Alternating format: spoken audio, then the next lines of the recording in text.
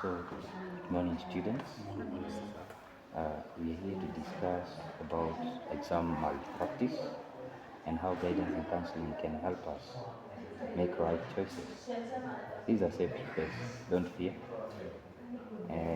Be open and let's not judge anyone's uh, thoughts.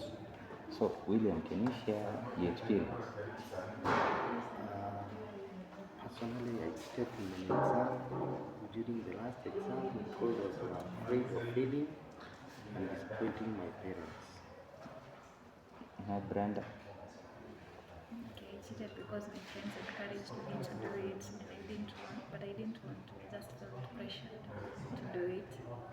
What about you? Yes, sir. I cheated because I wasn't prepared. I Most of the time I did not revise very well, so I decided to cheat so that I can at least. Uh, Thank you for your honest answers. So, when we talk about peer pressure, can it be very difficult, Mr. Oko? Peer pressure is something that we can avoid in the best of our knowledge because we can avoid peer pressure because matters relating to some practices. You have to study as an individual, and when you see somebody trying to rate you to cheat an exam, so the best thing that you can do is avoid such an individual and form a group where people are doing something that is straightforward. Thank you. Okay, Mr. William, how can peer pressure cause cheating in exams? I will be engaging in different activities whereby I would lead in the first place. They will always mislead me whenever I want to read. They distract me. They give me extra activities like hanging out. Now I don't read for the exam, but at the end of the day, I sit the exam alone. So it is a challenge on my side. Oh, thank you. And Brenda, can you give us an experience where peer pressure made you cheat in an exam? My friends told me it's easier kutoa Wakenya kuliko kusoma, so seems like an easy way out. Yeah, but at the end of the day, it makes, and I feel like I should put more effort really to get meaningful results. Yeah. So thank you so much for that thought. Any cause of wrongdoing is because of either you're being influenced, either by you personally or by the group of people around you. That's why it was said, tell me your friend in there. I will tell you. Yes, thank you. So many students cheat due to fear, pressure, or poor preparation. As Mr. William has said, if you hang around with your friends, you won't be ready for exam because you're not reading, right? Another thing, whatever Brenda said, pressure from our parents, our society. So if you fail, people see as if you are a failure. Even in life, even yourself, you give yourself pressures. You think in good grades uh, is the success to life, right? And also the fear. You just fear in exam, having exam fever. Is it exam phobia? Yes. So, but let's talk about the consequences. What happens when students engage in exam malpractice? Mr. Oko, what happens? Mostly, when students who engage in exam malpractices, the most likely thing that has to happen is just cheating him or herself. Not the teacher or the examiner, you have cheated. You have cheated yourself that you know something yet you don't know it. Yet at the end of the day, it will cost you. You wrote the bill, you cheated, you passed. But you passed something that you don't know. Now, when it comes to film level, you're going to do something now practical. You don't have the knowledge, but in papers, you are qualified. So it will be school for you outside there.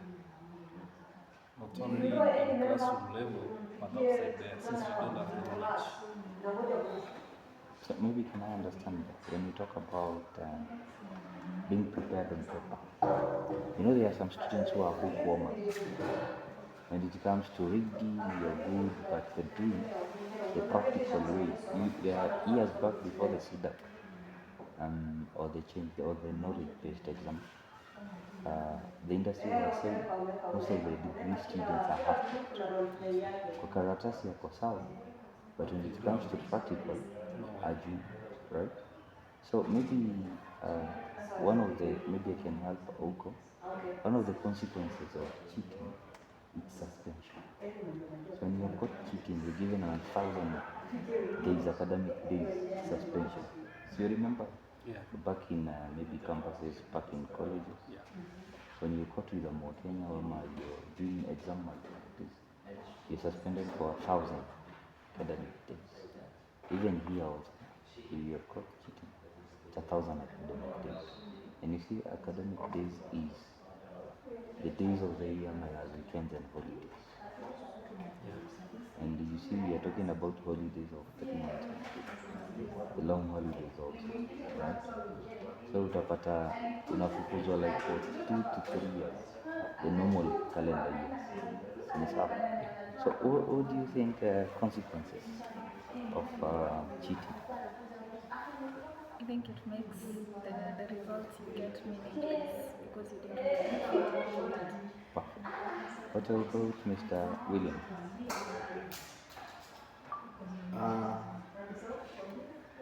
Yeah, when you cheat, you don't become the real person you want. At some point, you don't engage to become a reasonable person. Wow, that's correct. So it also destroys honest self-confidence within yourself. Hata ukienda interview, pia una feel si uko, si ndio? Yes, umepewa project umanage, una feel si uko. You understand? So now let's discuss the solution. What can we do instead of cheating? So William, what can we do instead of cheating?